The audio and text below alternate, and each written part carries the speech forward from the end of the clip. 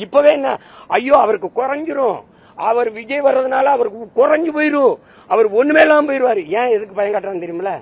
ஐயோ அப்படியே அப்ப கட்சி கலைஞ்சிருமா, அப்ப ஏதாவது ஒரு கட்சியில கூட்டணி போயிருவோம். ஏய் செத்து சாம்பனாலாம் ஆன ஒழிய நாங்க தனியா தான் போவோம். சும்மா போட்டு அது கூட்டணி போயிடும், அது ஒண்ணும் இல்லாம போயிட்டு போகுது.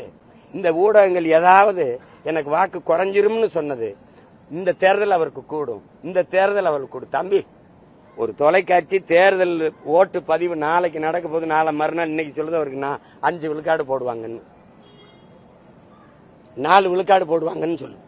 அப்புறம் தேர்தல் முடிஞ்சு எக்ஸிட் போல்னு ஒண்ணு சொல்லுது, இல்ல 5 விழுக்காடு வருது அவருக்குன்னு சொல்லு.